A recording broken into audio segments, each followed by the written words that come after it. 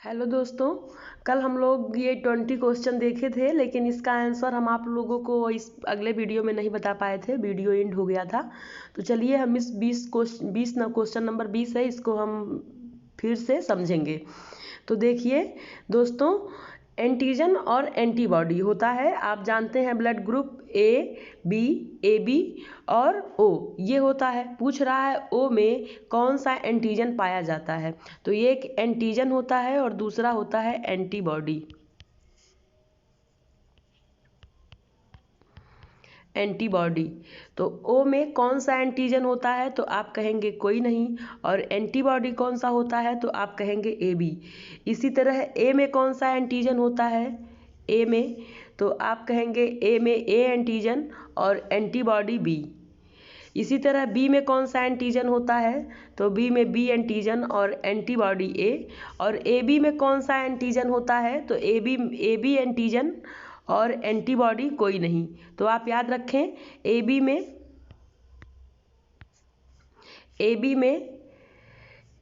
B antigen और antibody कोई नहीं, और ओ में कोई भी एंटीजन नहीं और एंटीबॉडी ए बी। आप समझ गए होंगे।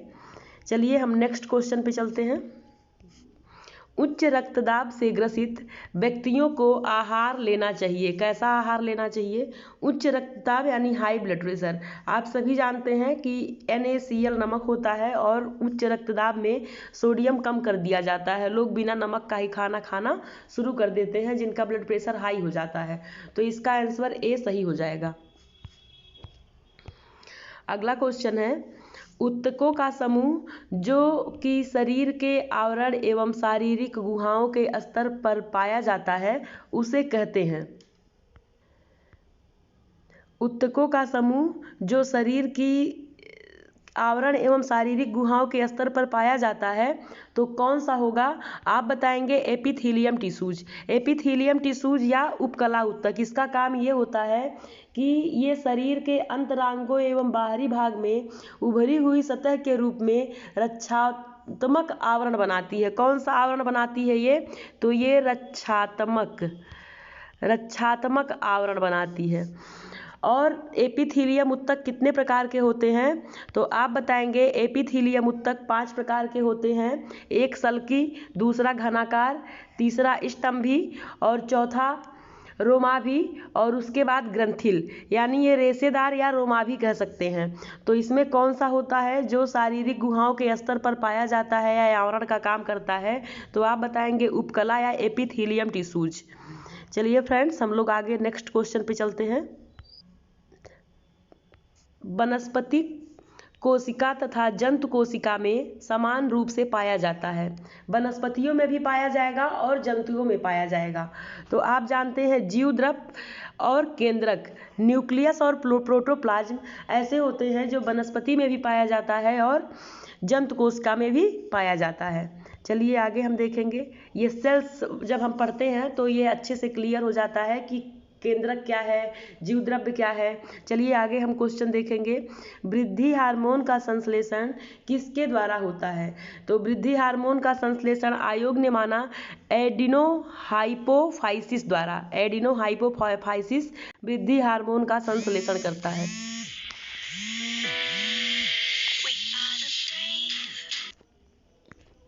सॉरी दोस्तों, इसी में हमारे सर का फ़ोन आ गया था। तो चलिए आप देख लीजिए, ये क्वेश्चन था वृद्धि हार्मोन का संश्लेषण किसके द्वारा होता है? तो आपने देखा एडिनोहाइपोफाइसिस।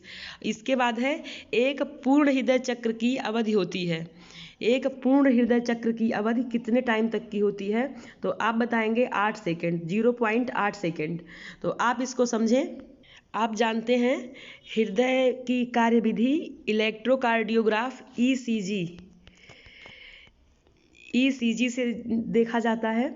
अब आप इसको समझें, जो भ्रूण में बच्चा होता है, भ्रूण में जो बच्चा होता है उसका हृदय पंप 150 प्रति मिनट का होता है, यानी जो उसका ब्लड पंप करेगा वो मतलब 150 बार प्रति मिनट करेगा।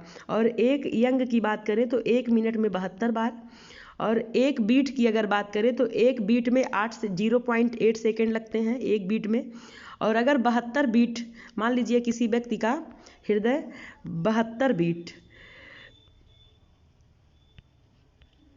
72 बीट में ये 5 लीटर ब्लड को पंप करेगा। 5 लीटर ब्लड को ये क्या करेगा, पंप करेगा। और एक बीट में 70 ml रक्त पंप होता है। तो आप इसको समझे, एक पूर्ण हृदय चक्र होती है, यानी पूरा जो हृदय का कार्य रहता है, रुधिर, अशुद्ध रुधिर को ले जाने के लिए और उसको शुद्ध करने के लिए, विभिन्न अंगों में पहुंचाने के लिए, वो कितने टाइम में हो जाता है, तो 8 सेकेंड में। अगला देखिए,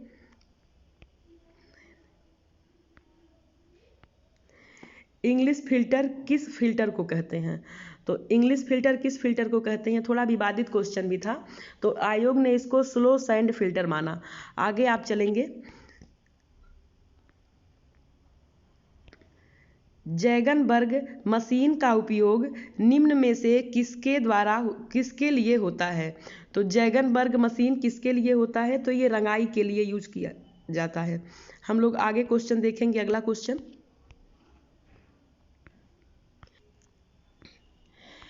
कौन सी तंत्रिकाएं बाह्य जगत की उत्तेजनाओं से प्रभावित होती हैं? कौन सी तंत्रिकाएं बाह्य जगत की उत्तेजनाओं से प्रभावित होंगी? तो इसका आंसर है वेगस प्रेरक तंत्रिकाएं, चक्रिका प्रेरक तंत्रिकाएं, संवेदी तंत्रिकाएं और वेगस तंत्रिकाएं। तो आप कहेंगे इसका आंसर सी सही हो जाएगा, संवेदी तंत्रिकाएं यानी सेंसरी नर्वस। हम लोग आगे देखेंगे। अगला क्वेश्चन है, रक्त को जमने में कौन सहायता करता है? तो आप जानते हैं फाइब्रिनोजन और थ्रोम्बिन, ये मिलकर के रक्त को जमाने का काम करते हैं, और एल्ब्यूमिन और ग्लोब्यूलिन का रक्त जमने से कोई संबंध नहीं होता है। तो रक्त जमने में कौन सहायता करता है? तो फाइब्रिनोजन। अगला क्वेश्चन है, श्वेत रक्त कणिकाओं का अनियंत्रित उत्पादन कहलाता है। जब श्वेत रक्त कणिकाएं अनियंत्रित हो जाएंगी, यानी WBC जब बहुत ज़्यादा हमारे शरीर में बनने लगेंगी, तो ये ल्यूकीमिया कहा जाने लगता है। प्रतिरोधकता किसे कहते हैं? तो आप जानते हैं जो हमारे अंदर रोग प्रतिरोधक क्षमता होती है, इसे कहते हैं प्रतिरोधात्मकता। फिर रक्ताल्पता किसे कहते हैं? जब RBC की कमी हो जाती है तब रक्ताल्पता कहलाता है। और इसके अलावा प्रांग के अनुसार सर्वाधिक गर्म रंग होते हैं। तो प्रांग के अनुसार सर्वाधिक गर्म रंग लाल और नारंगी।